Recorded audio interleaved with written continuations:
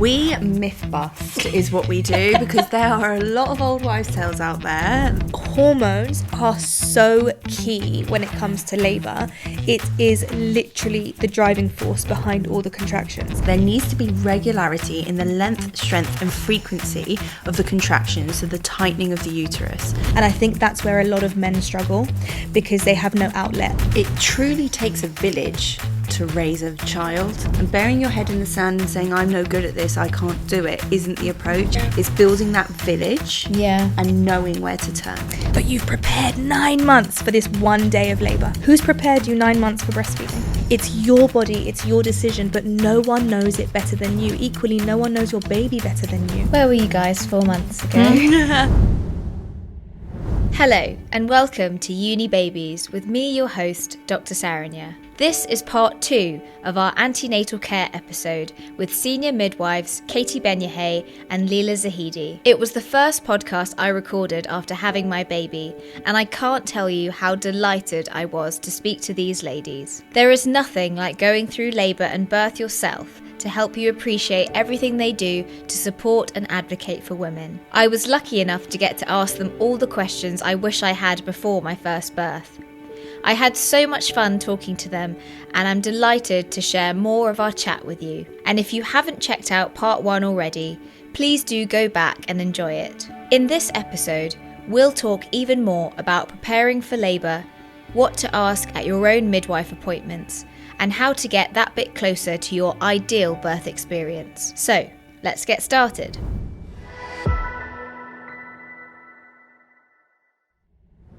Welcome back, ladies. Thank you. Thank you. Thank you so much for joining us again, and I'm ready to dive in to some of those frequently asked questions. Oh yes, so excited. So you've mentioned that there are some women that come to you for queries that go beyond the general guidance. Can you tell me some of those examples? Yeah, so sometimes we'll have people who have been advised following a scan, for example, to consider induction, and they'll come to us and they'll say, well, actually, that doesn't sit right with me. I don't know how to question this. Am I able to question this? Should I question this?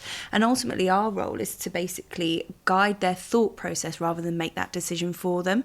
So that type of question where it's questioning what a guideline may be prescribing, and we're there to give them the confidence to question that, because I think that's so important, that women do feel empowered and able to do that rather than just nod, even though in their heart they're thinking this doesn't sit right with me. Yeah, I think it's also just being those people there to remind them that you don't have to say yes to this. Guidance is guidance, but it's not a rule, you know? It is guidance based on evidence. Yeah, it's not there for fun. No one's just sat there and thought, let me just say this. The guidance is there for a reason, but if we know what those reasons are, and if we understand what the other side's concerns are about us, that in combination with how we feel and what our own concerns are as the service user, then we can come up with, a really good a really good compromise. And I think that is key. No one's saying go against what they're saying completely. No one's saying ignore it. We're saying come to a compromise, come to a point where you both feel really happy, where the doctors are really happy to support and the midwives are happy to support, and they feel like, you know what, we really want you to do what you feel is best for you, but knowing that we're prioritizing, with whatever is doing something that's in the best interest of you and your baby. And quite often as midwives, we're sat there in agreement with whatever the suggestion is, but that's not our role. Our role is there to be with women and to ensure that they've understood and are therefore making an informed decision. So regardless of our beliefs, that's not our role to impart that on somebody else. It's to ensure that the decision is informed and is therefore something that sits right with them and that they feel confident in. I do think it works the opposite way as well, in that's like whenever they want to go out of guidance. But how many times have we had messages from people who said, girls, they've just said, for example,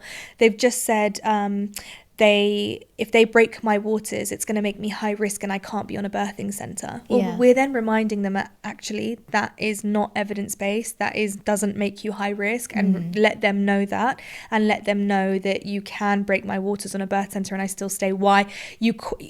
We encourage them to question the healthcare professional, to tell them, hang on a second, but why? What's your rationale? We're not saying you don't know what you're talking about. We're saying question them to understand what their thought process is. Because if they say, well, actually, our rationale behind that is because we believe that when we break your waters, there's going to be meconium stained liquor, so it's going to be, you know, green fluid, and that would indicate the baby's done a poo inside you. Then yes, fine, absolutely, that makes me high risk and take me to the labour ward, and let's continuously monitor. But if you're suggesting that if we break my waters and the waters would be clear, then what would the indication be at that point to then take me to a labour ward for continuous monitoring? What you've then done there is you've gained that confidence to question a healthcare professional, which is absolutely fine to do and highly encouraged. But you've also shown the healthcare professional that, oh, this woman has really done her research here.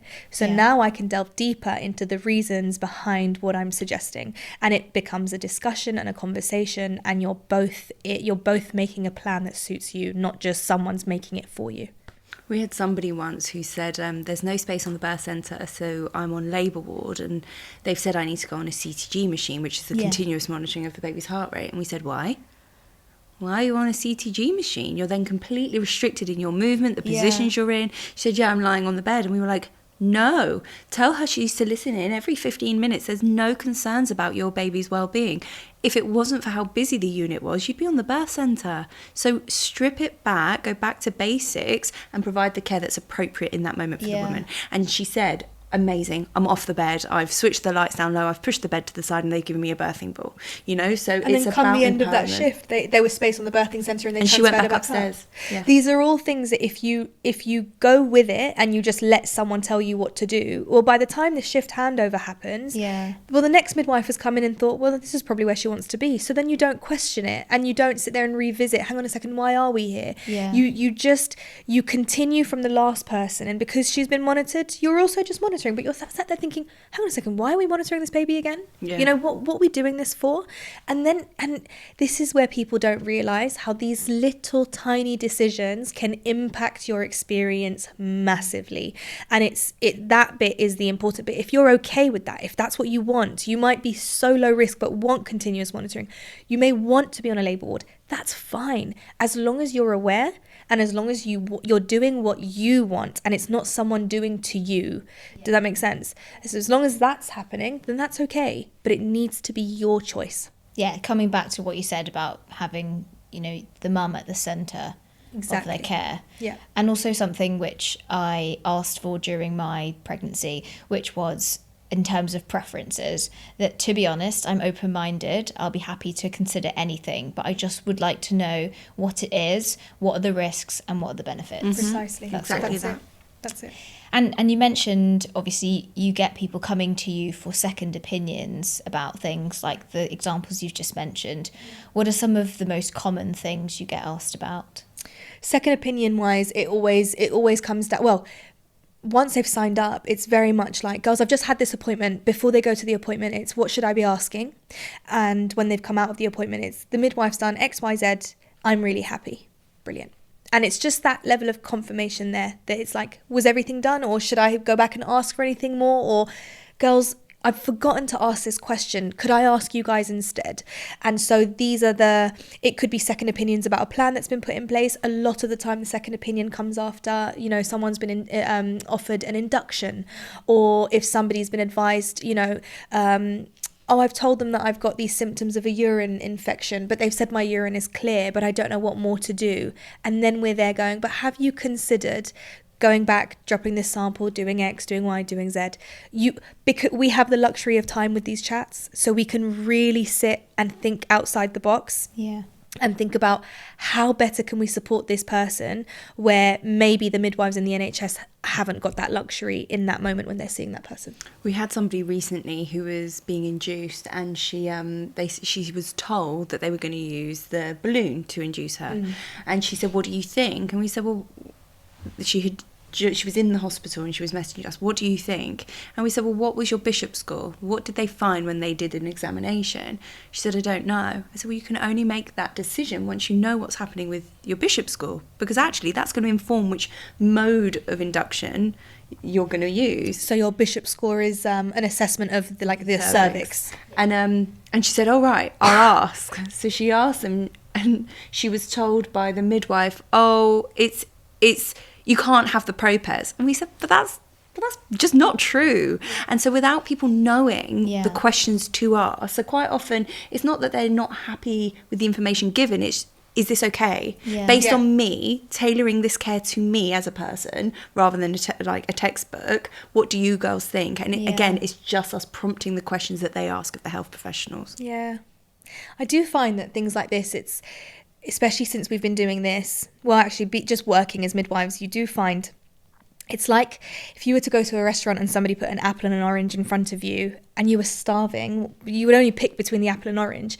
But if nobody told you that there was a roast dinner behind like on the other table, you wouldn't know to pick that one. So the women are the same when it comes to their pregnancy. In front of them, they've only been offered the apple and orange, but no one's actually explained to them that there's the whole, roast lamb right there that might be really appealing to them. Yeah. And so that's where we And then get the baby out quicker. Yeah. And so that's where we then come into it, because we're just reminding them that you do know that you've got way more options than this. You just, unfortunately, you need to be asking. It's a shame that it's like that, but most of the times it is. Yeah. Yeah. So one of the things that's unfortunately not often backed by a lot of hard evidence is those natural ways to bring on labour. How do you normally recommend to mums to bring on those? We myth bust is what we do, because there are a lot of old wives' tales out there that are not backed by any evidence at all. So let's explore some of them. Some people will tell you to have some pineapple and that will get you into labour. Actually, if there was a bit of research out there, it would probably tell you to eat 1,000,001 pineapples, including the skin, because it's the prostaglandin that you're wanting to gain from that to make changes to your cervix. So the pineapple is not going to cut it. But there are certain things that will help, and that's being upright, open and forward in your positioning to get baby's head swinging on the top of the cervix. So things like going for a long walk, actually that will help you to start making changes to your cervix. So you've got to think the whole time, okay, what's being suggested? What's the science behind that? What's likely to be happening inside my body? And therefore, will I make an effort to give that one a go or not? Anecdotally, a lot of people will say, well, actually, I had a really good reflexologist. And if it works for you because it boosts your oxytocin and that's encouraging those changes to the cervix, then that's fine. There's not research out there because ethically you can't have huge studies where we do acupuncture on some women and not on others. So you've got to really trust your instinct with what you're willing to try based on what it may be doing to your body. Makes sense? Completely. I think the other thing is that we need to change our mindset from what we can do to naturally get ourselves into labour into what we can do to ripen our cervix.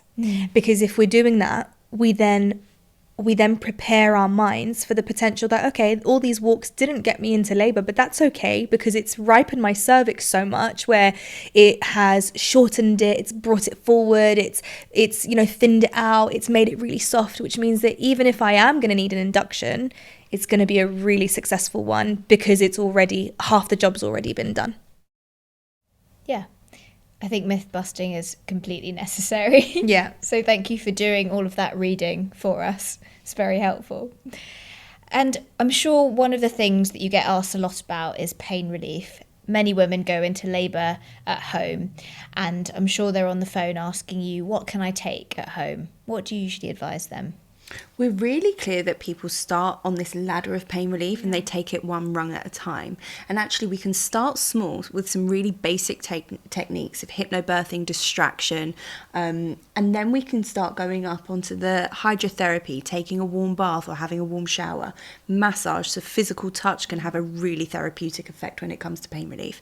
And then you get into the more pharmacological forms of pain relief. Take 2 paracetamol, let's see what happens. Does it relieve it completely? Does everything stop? Or does it at least take the edge off of it, And that's a really good guide as to whether you are actually getting yourself into active labour or not. Because the active labour, it won't just stop completely. So that's a really good technique to use.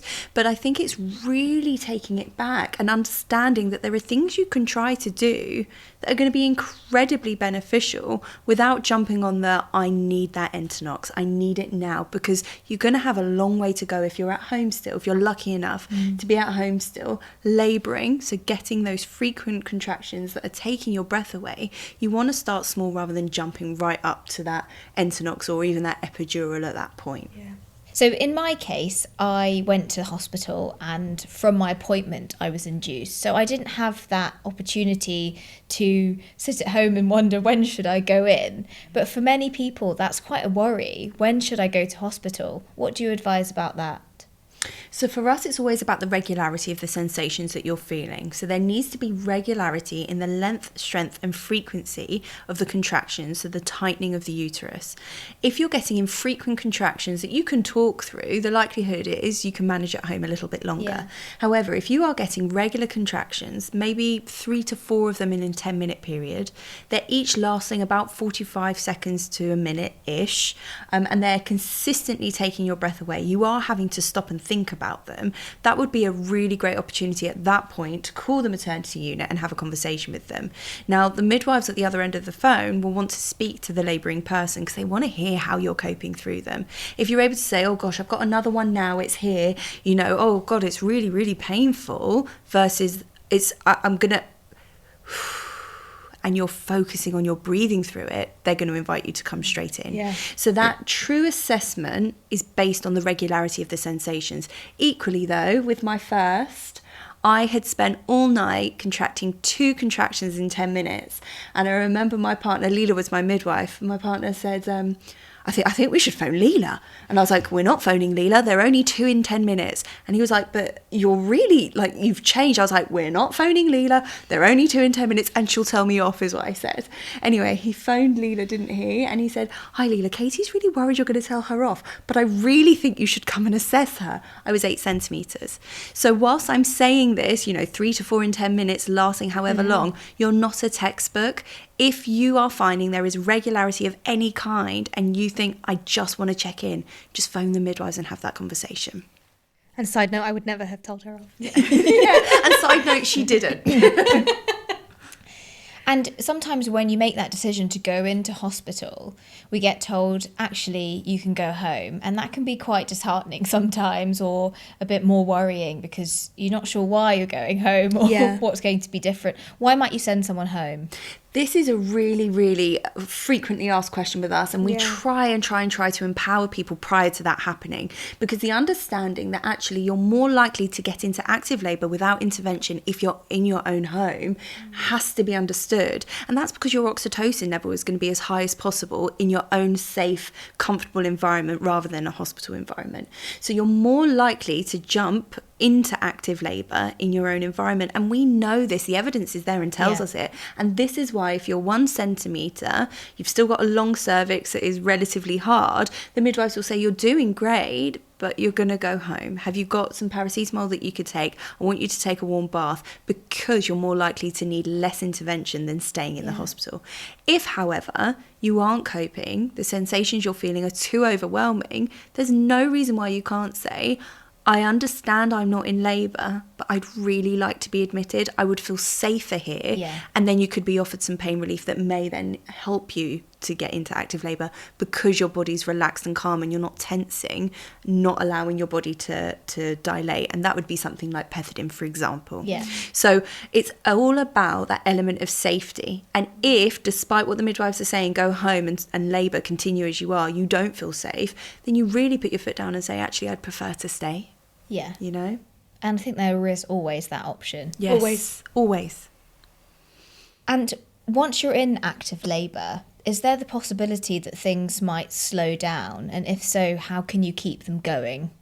There is a possibility that things might slow down, but that might be because, well, maybe the baby's head isn't low enough, so you need that equal pressure on the cervix to be able to get that head really nice and low down. And that's why it's really important. And it's also why we constantly talk about being on the ball, sitting upright. We don't just say it just, for fun, or because we're bored of saying anything else. There's a reason behind what we're saying. And we're saying because, yes, it helps to get the baby's head down into the pelvis, but also once it's in the pelvis, it needs to get lower and lower, put equal pressure on the cervix, because if the baby's head is on a bit of a tilt and we've only got one-sided pressure, that side is the side that's going to start thinning out and dilating, and the other side isn't. You would never know that. If you're not a midwife and you don't know these things can happen, you would just assume that a cervix is just going to open. You wouldn't know that it's, one side is thicker than the other and whatever else. And so when we know all of these things, well, if the baby's head isn't putting equal pressure on the cervix, and if we're lying down the entire time and we're not mobilizing, that can have an impact on the position of the baby. It can slow our labour down. Things like an epidural. Yes, it has been known to slow things down, because typically somebody with an epidural wouldn't be as mobile, and they would be lying on a bed, which they wouldn't have to. They absolutely can mobilize and they can move around, but they would assume often that they need to be on the bed now, because now I've got all these drips and everything attached to me. And so that's where typically things then would slow down. It can slow down because of the baby's head not being low enough. It can slow down because the bag of waters are in the way, and it's not allowing the baby's head to drop down. If we're stressed, that can have an impact as well. So if all of a sudden we were having a nice natural birth center kind of vibe, and then we've been told that for whatever reason, let's say, oh, mum, your heart rate's gone up, so we're going to need to go downstairs because we want to monitor you closely, or we want to monitor baby. Well, now that movement from the birth center to the labor ward has stressed us out. Adrenaline has come up. Adrenaline's knocked off oxytocin. Labour is slowed down. So hormones are so key when it comes to labour. It is literally the driving force behind all the contractions. So we need to think, how can we play this labour game, making sure that our hormone levels stay up? That's basically, it doesn't matter where we are. That's why we always say to our clients, don't get fixated on where you are too much. Have a preference, but if it doesn't go to plan, have preference B as well. And your preference A might be on a birthing centre, but preference B might end up being on a labour ward. And say to yourself, right, if I can, I'd like to be on a birth centre, but if I don't, and for any reason I need to go to the labour ward, I would love for the labour ward environment to be like this. So that way you've opened your mind to literally any possibility, and it won't shock you so much when it happens. And if we're not shocked, then oxytocin isn't really affected because we prepared for this. And so the hormones are still driving the labour. And so hopefully labour then doesn't slow down. And there are practical things to add on to that will ground you in that experience. So things like lights being down low, fairy lights or electric tea lights around the room. Aromatherapy is really powerful. Again, there's no research that will tell us it, but anecdotally, clary sage, lavender, orange, those types of things can really boost those contractions again. I'm trying to think. Music, so a playlist, something like that. Playlist of emotive music that's going to impact you and boost your oxytocin. That can have a huge part to play in getting your labour going again. And moving, getting upright, saying, right, that's absolutely fine. I'm going to come back in an hour. I'm going to go for a walk, and then we can monitor the baby again and see if that builds up those contractions again. Rather than sitting there on your back waiting for it to happen. It won't. Be active in what you're doing. Absolutely. That's really great advice. Now, I'm sure, given how many stories you've already told me during these podcasts, you've got some funny birth stories for us. We do. Any that you'd like to share? I would love to share the moment that I was about to deliver Katie for the first time, help her deliver her babies. It was Primrose, actually. And you were in the pool. And at one point you turn around and you were transitioning. So you said to Sam, her husband, you said, I can't do this. Just get the doctor in with the kiwi. And I just thought, if I tell her this tomorrow, she will literally be like, I never said that. No way would I have asked that, because I thought that is so not Katie. That's how you know she's transitioning. So it was a brilliant feeling. And I said to Kate, I laughed to myself and I was like, Katie, you definitely don't want the kiwi. And then she's like, I just want the kiwi. Anyway, whatever. Then the baby Primrose was coming. But I'm like leaning over the pool in such a way that I thought, if my knees just slip a little bit, I'm going head first and joining into the pool. And it would almost be as if you delivered me, because that was the direction I was going in. So that, I think, is quite a brilliant story. I've got a ridiculous one, and it's confidential, so it's fine to share. I was a student midwife at the time, and I went into it was my first ever shift as a student midwife. I was on a birth centre, and they said, okay, we're going to go in and meet Sarah. I was like, cool, let's go meet Sarah. Don't know who Sarah is. Went into the room, and there was a labouring woman in the pool. I was like, Sarah's having a baby. Okay, this is fine. Went in, she delivered about 5 minutes later, and we were assisting her out of the pool to deliver her placenta. They'd clamped and cut the cord. The dad had the baby, and the midwife said, just help Sarah get out of the pool. I said, okay. And Sarah looked at me and then looked down at the cord hanging between her legs. And I looked at her like, yes. and I don't know what to do. So I'm just going to hold the cord whilst you get out the pool. And then I'm going to back my way over to the bed. I was basically leading her by the umbilical cord onto the bed. I'm just going to hold your tail. And she laid down. And then with the cord, I'm like, shall I put it over your leg? Do you want to hold it? Or? I'll just leave the cord there. I walked off. And the midwife went, what are you doing? In my ear. I was like, I don't know why I'm here. I'm going to go back to sociology at this point. I literally was like, what am I doing? I led a woman by the umbilical cord on my first ever shift as a student midwife. Like a leash. But that was a fabulous birth story. She did really well. And you never did that again? I never did that again. And if ever I asked a student midwife to assist a woman out of the pool, I would say, support her arm and her back and ensure she doesn't fall over. Yeah. So no miscommunication about the cord. But it was the pleading eyes that this Sarah gave me of help. I don't know what to do. And so I thought the best thing was to lead her by it. So yeah, that story will live with me forever. Oh, that's the things we do. I know, things we do. So let's talk about the infamous 4th trimester. So those 12 weeks after the baby is born. Now, you've built up yourself to this fabulous time of having your baby, and it's quite a challenging time. I can definitely vouch for that myself, with lots of ups and downs, but also one of the best feelings, having delivered a beautiful baby, of course. Is there something that you would recommend in terms of planning for the 4th trimester?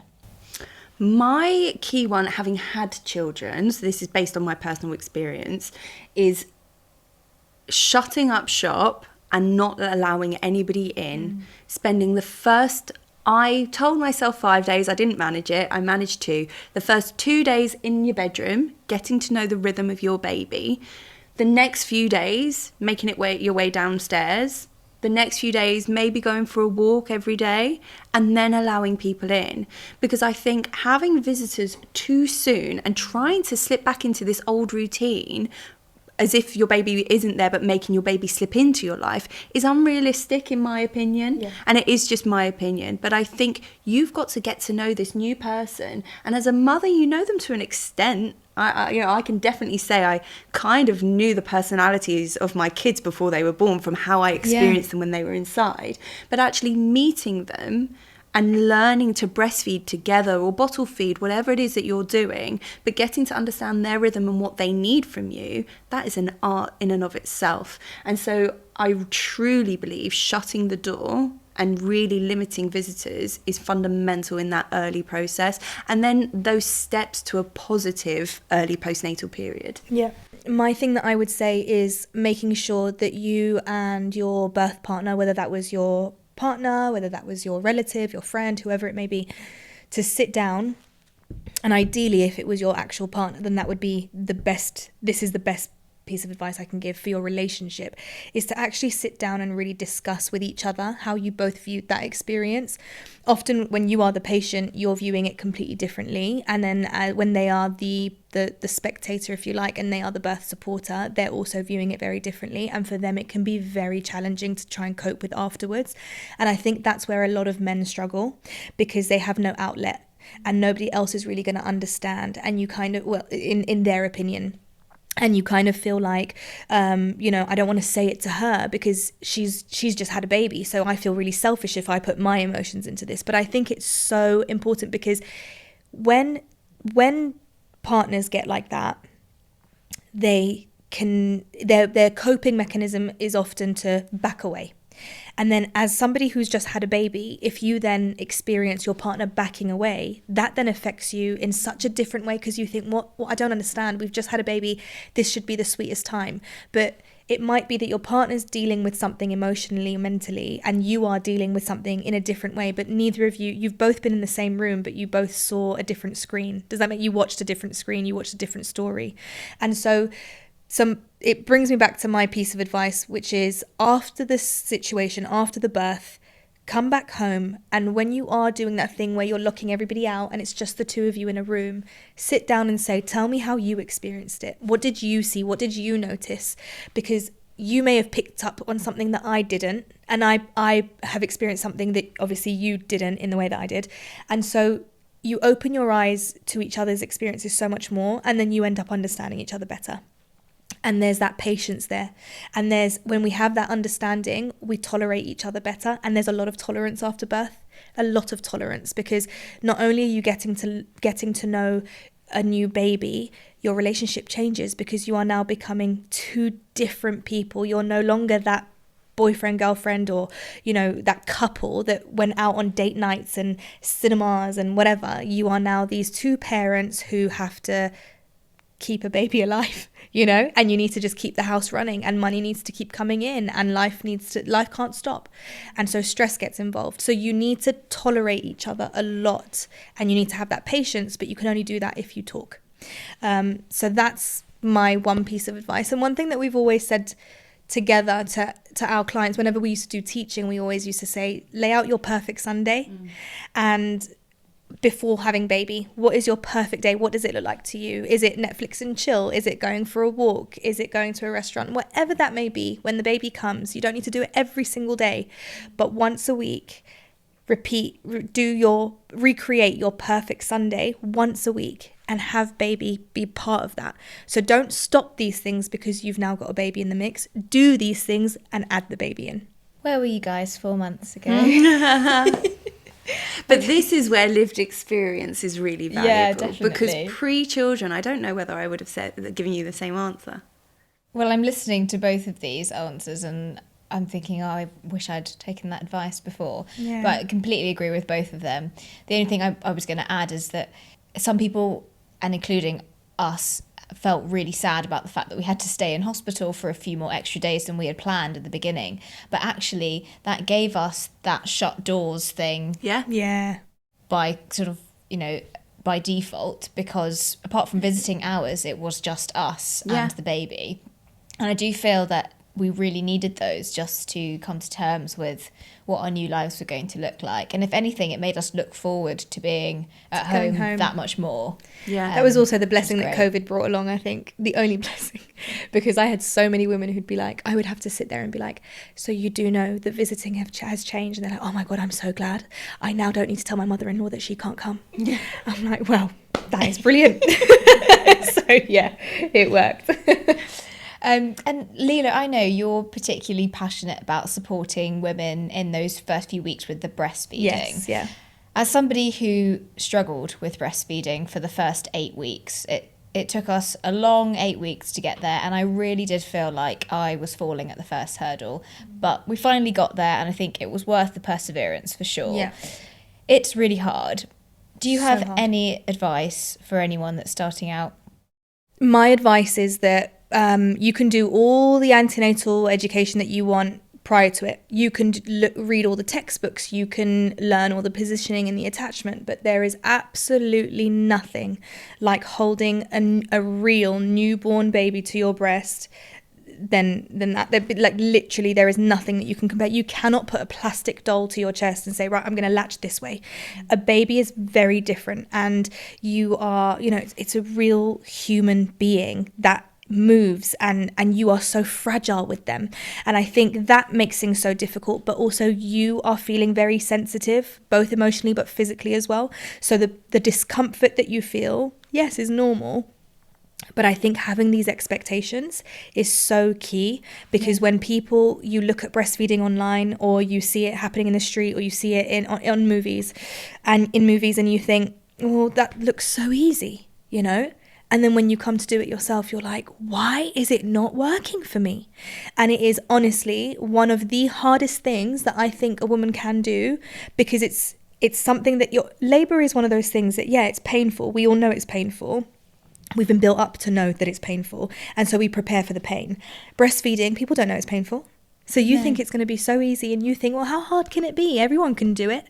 And you kind of, and labor is one of those things. You do it once, you do until the next time, you do it once.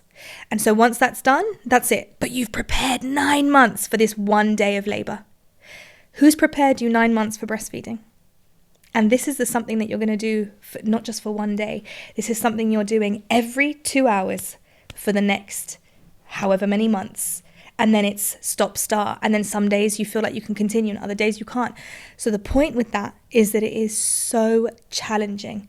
And to go in with this mentality that I'm definitely going to breastfeed and I'm only going to breastfeed, I would say, as somebody who is so pro breastfeeding, I would say is the worst mentality you can have.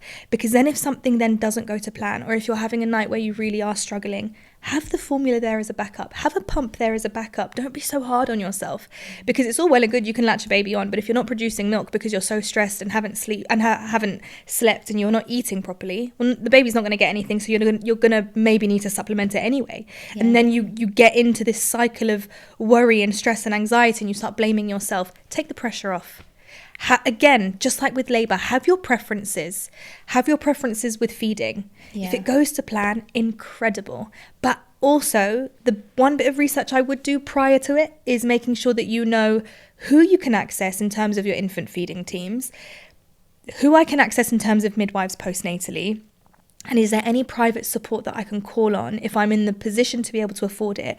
Can I call on private professional support to come to my house at a point where I really, really need it? Because often in the feeding journey, the very first feed you do in hospital will be absolutely fine. You're not going to feel any pain. And you're going to think, well, that was easy. And then they're like, oh, you're feeding so great. Would you like to be discharged? And you're like, yeah, absolutely. You go home and now you're like, oh my God, what am I doing? And that's when you come across problems. Then you're relying on the community midwife coming. And it's just one of those things. So if you've got access to somebody, then even when you are sent home and even when you are in the middle of the night and you're struggling, you know that, okay, you know what, it's not too bad. Tomorrow morning, I'm going to call the lactation consultant, or I'm going to call the midwife, or I'm going to call whoever I'm going to call. And that's the person I'm going to get for support. But it's the first few days that are absolutely vital in kind of overcoming those first few days. If you can overcome those and overcome those challenges, you're likely to then kind of to build on succeed. That point, I truly believe this. Breastfeeding is this hard to start with. Mega hard. It's really tricky. And bottle feeding is this easy. You make up the bottle, make it up safely, you feed the baby. Going forward though, if you get over that initial hump, breastfeeding becomes this hard, and bottle feeding stays that hard. It's consistent, doesn't get easier. If anything, it's harder because the baby becomes more ravenous the older they are, the more impatient they are. Whereas breastfeeding becomes easier. And so like Leila's saying, getting over that initial hurdle but accessing as much support as possible and knowing what those support services look like prior to having the baby, that's what's key to a really positive breastfeeding journey. Yeah. Be realistic, but know that there's people out there to support. Yeah, and I couldn't agree more with all of that. Definitely, if you get through that first bit where, I mean, that was me. We got discharged from the hospital. The very first feed that we had was fantastic. Yeah. A midwife came and helped me, latched him on. Perfect. Had a good half an hour feed. Right, I'm done. I can go to sleep for 3 hours. That's what I thought. But then the next day, or the next feed even, didn't realise actually the latch wasn't perfect for that feed, and my nipples were very sore, and that is what happens. And then subsequent feeds, they become harder and harder if the latch isn't right. Yeah. And then you become stuck in this vicious cycle where it's painful to do it, but you know you have to do it, and then you dread it. You dread every single The one feed. thing I would say is that I would say badger, I should have done this more, badger for the help support at the time, and also get somebody to watch you doing it. Yes, so not just get someone to latch the baby on and leave, because once you get home and you don't know how to latch, not there. Also, typically as we go in as community midwives, typically the baby always does really well when we're there, we're watching, and it's like, well, that was brilliant. And she's like, but I don't know why, because it's usually so hard. Yeah, it doesn't normally happen like that. Yeah. One thing that I love is that, you know, sometimes the support doesn't necessarily need to be face to face. Like on the Midwives in Your Pocket service, we do support people with breastfeeding over video calls, or we get them to send us a video, just literally a normal video from their camera roll, and we say, record yourself latching the baby on, get hubby to record it, or get your partner to record it, and send it over to us. And then we critique what's going on, and we're saying, right, turn baby's body this way, try it again, do X, do Y. There are things that you can, you know, it doesn't necessarily mean that you need to pay an arm and a leg for a lactation consultant to come in to then, you know, and then the thing is with visitors, I mean, professional visitors, you're then relying on that being the moment where baby needs to feed. Well, we need to time it well because we're hoping that baby's going to be alert enough to feed at that point. Yeah. So, you know, there is loads of ways. I would honestly stay away from Google, and I would stay away from other people's opinions, because you will learn that when you are a mum, apparently everybody else's baby but yours sleeps really well. Everybody else's baby but yours was on the breast 24/7 and like exclusively, and you're sat there thinking, her baby sleeps at night. Are you sure? What am I doing so wrong? And it's like, oh, don't worry, she's lying as well. Don't worry. Like, you know, everyone wants to nobody wants to admit that they're struggling. Yeah. Everybody wants to paint this really pretty picture. And I don't know why, not everybody, but it is one of those things. And if you're the first in a group of mums to say, actually, I'm really struggling with this, then it will follow through and everybody will say, me too. Yeah. And then it's authentic, and then it's real, and then it's true support rather than this facade. And I think be the bravest person in the room to say, mate, actually, this is hard. This isn't fun. Yeah, I don't like this. And also, some people have said, oh my God, I did the breastfeeding. I hated it. I felt like a cow. Well, that's fine. You know, that's absolutely fine. But it's like when people are like, oh, pregnancy is the most beautiful moment of your life. Well, yeah, for some. And that's what movies have told us. I mean, like Blake Lively makes it look really pretty. But when you're there and you're vomiting and you are so nauseous and you feel like utter rubbish and you don't look your best and your skin's breaking out and you feel like this is maybe the worst stage of your life, which a lot of people do say, that's normal as well. But because all you're hearing is this should be the best time of your life, you feel like you're the anomaly, and you're like, well, I can't say that out loud. Yeah. Because then if I say it out loud, I feel like, I'm being ungrateful. Oh my God, we know you're bloody grateful. Just say you're having a rough time, you know? Yeah. Say you hate it. That's okay. Yeah, absolutely. And everyone's different, and it's important to remember that. Yeah. So we mentioned a bit about the frequency of feeding, and some parents can often be surprised about how frequently actually a baby does need to be fed. Is there anything that's normal or abnormal to look out for? So in the first few days, weeks, we normally say don't let a baby go any longer than 3 to 4 hours between feeds. And this is because we don't want their blood sugars to drop significantly. And then you get a very lethargic baby who's not waking themselves for a feed. So our guidance would always be around the 3-hour mark. If baby hasn't woken themselves, undress them and start skin to skin. The smell, if you're breastfeeding, the smell of milk will encourage them to wake up. And also being a little bit cooler is always going to be beneficial. You always have a baby who doesn't like to be undressed, right? They always scream at it. So around 3 to 4 hourly. And then you're going to get those weight reviews from the midwives when you're at home. Those weight reviews typically around day 5 and then around day 10, depending on what the weight loss was. But that will then give you the encouragement to eke out those sleep periods. So then you could wake the baby every 4 hours. Next weight review, maybe 5 hours. The baby's likely to wake up before you hit that 4-hour alarm, but it means you've got a cut-off point and you're not allowing the baby to go too long between feeds. I remember when I was on the postnatal ward at a hospital I used to work at, came in fresh in the morning. I was like, hi, I'm Katie, I'm your midwife. So how's the feeding going? She said, yeah, really good. I said, when did the baby last feed? She said, around 7 o'clock. I was like, oh, 7 o'clock now? And she was like, last night. She'd let the baby sleep all night long and nobody had told her to wake her baby. But you can't be angry. Why would she? How would she know? It was not up for her. It's up to the health professionals. So I think that's a really great question. And it's a message that people should speak about more. You know, and we should make people aware that you are going to have to wake your baby to feed. Yes. I also think that there's this misconception that babies only feed when they're hungry. But we need to remember that they feed when they're hungry, when they're thirsty, when they're in pain, when they just want comfort and they just want to be held. And that's why we call it responsive feeding, because it isn't just for baby, it's for mum as well. So if you are breastfeeding and you feel really full and you feel like you need a bit of a release, or you just want that comfort to just hold and feed, it's responsive feeding. The idea is to get oxytocin up. We need oxytocin levels at its highest in order to be able to get prolactin up and really get that milk supply in. So all of it's still a hormone dance, and it is still really important. And so there's a reason behind everything that we say. It's that you're not going to spoil a newborn baby. There is no, don't worry. Some babies will naturally get themselves into a bit of a routine, and you just happen to be lucky that your baby did that to you or did that for you. But most babies, it is a case of as and when they want to be fed, or as and when you need to feed to give yourself that release and that relief, then that's what you do. Responsive feeding is key, even if that looks like every hour and a half.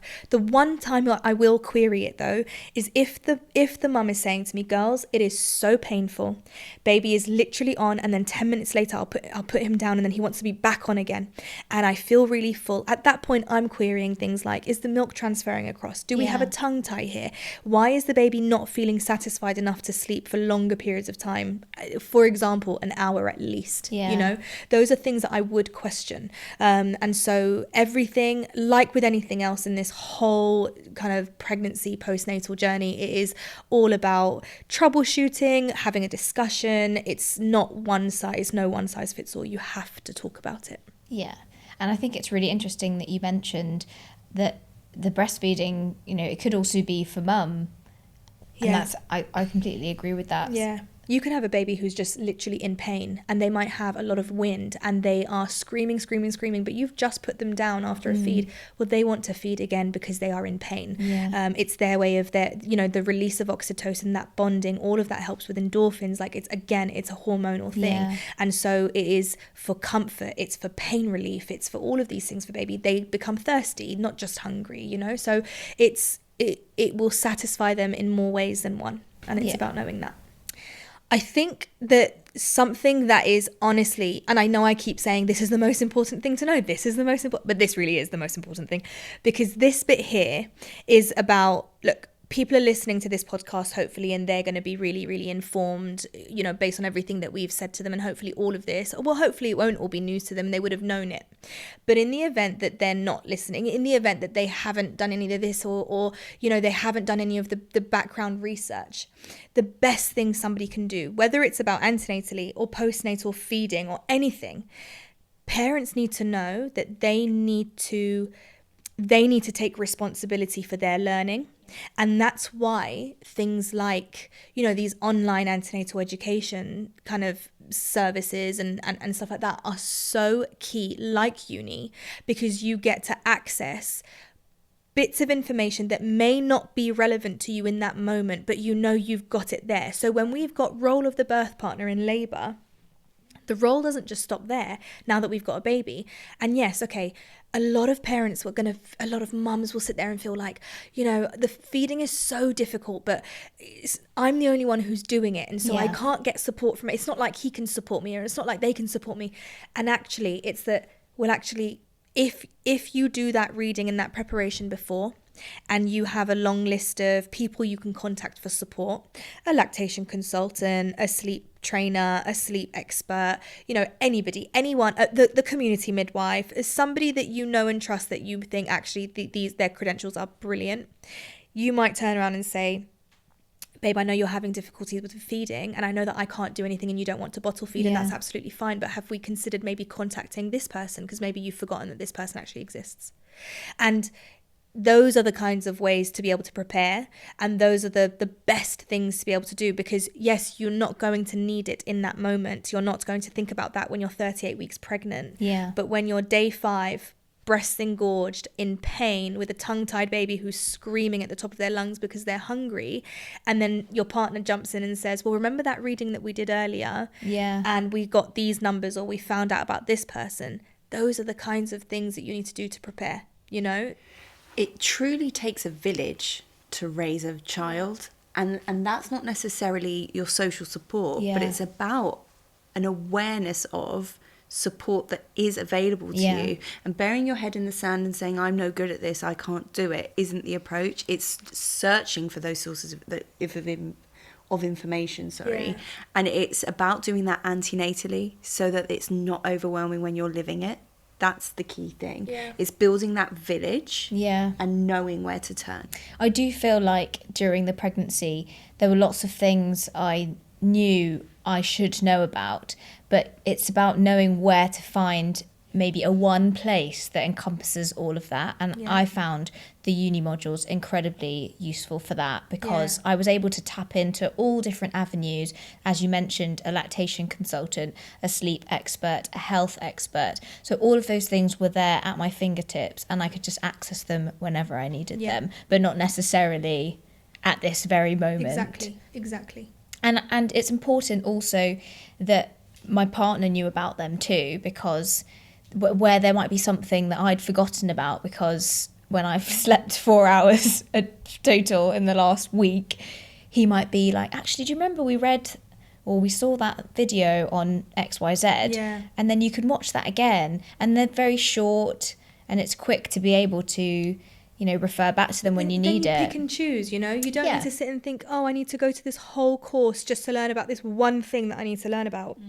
It's very much like, this is brilliant that we've got access to all of this. And I know it sounds like we're plugging uni all the time, but the reason why we even wanted to do the classes for uni is because we agreed with the way that it aligned with us so much, because it's very much all about educate yourself, feel empowered to make those decisions yourself.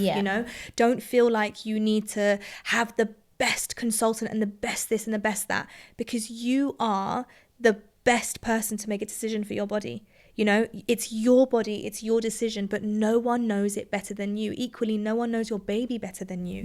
It's why when you go to a hospital, a doctor will always, or should always, but they do generally always listen to the parents. If you go in and you say, I've just got this gut feeling, it could be this, a doctor, you're going to now trigger something in a doctor to be like, well, the mum said, and now I'm going to listen and I'm going to investigate. It's the same with midwives.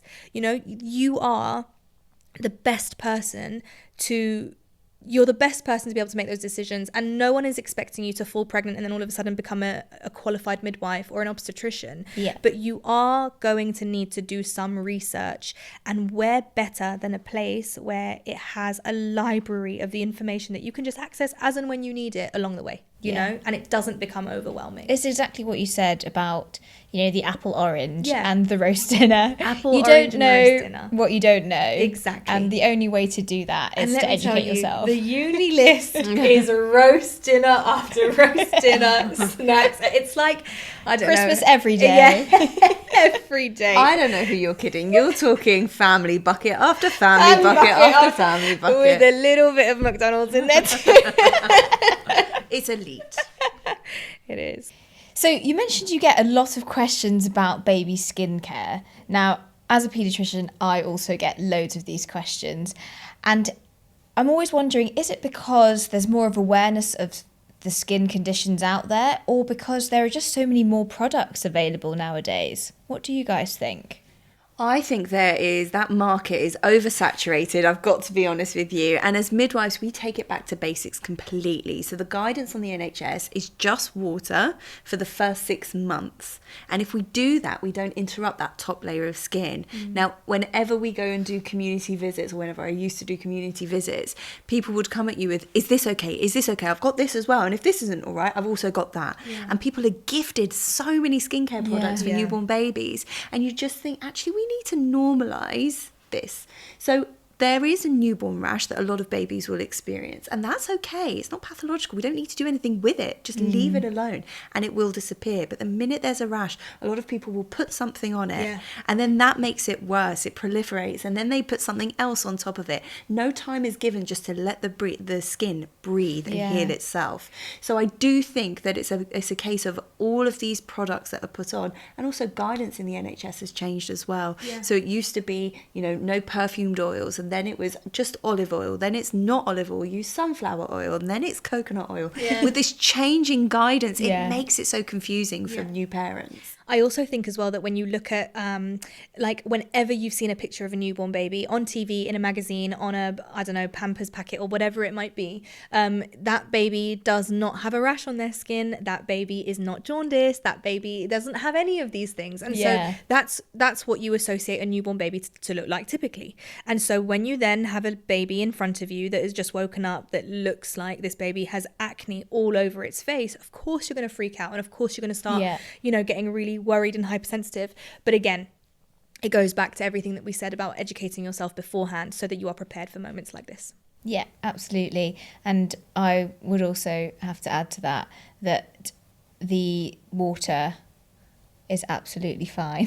Yes. Or breast milk, if you've got Yes, access to that, exactly. can also be fine. A lot of the time that's on the face already. I would just like to add in a disclaimer that once upon a time I went to, this is when I was a student, and it was I'm not going to say where, but it was in London.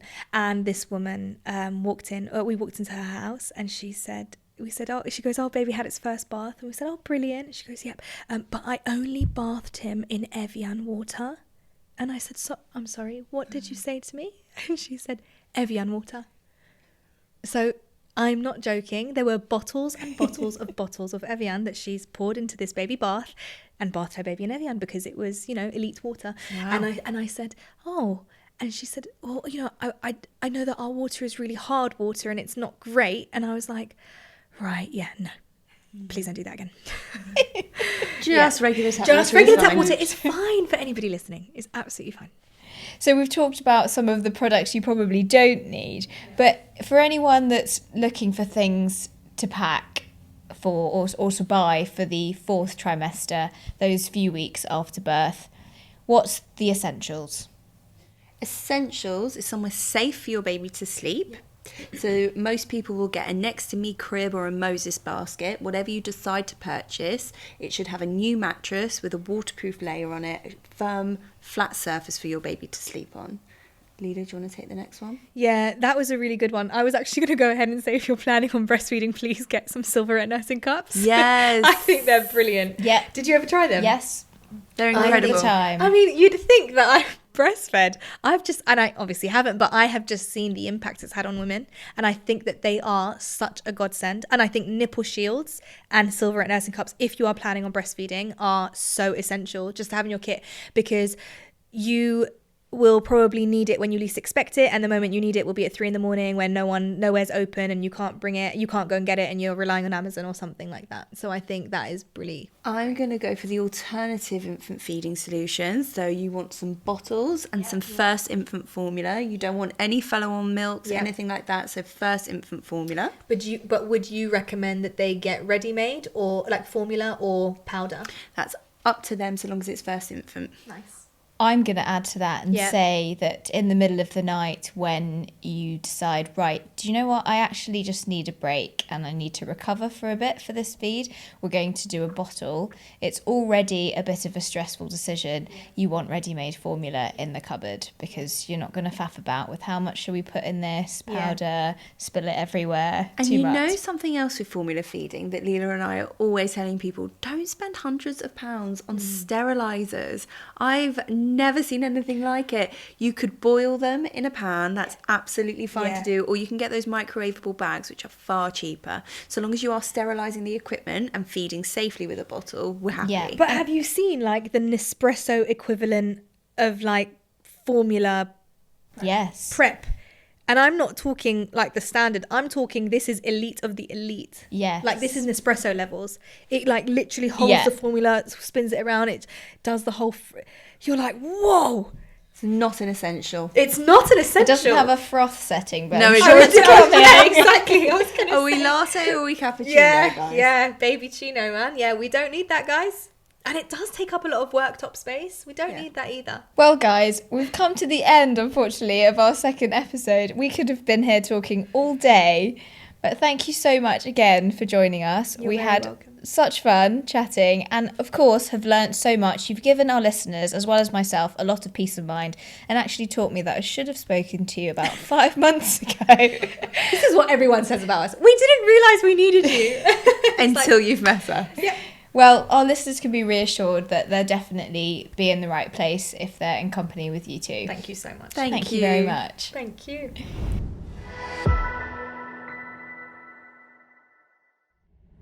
And that's a wrap for today's episode of Unii Babies podcast. Remember to sign up to uni.com to complete our pregnancy, newborn, and other baby journeys. Thanks for learning with us, and we wish you all the best for the future.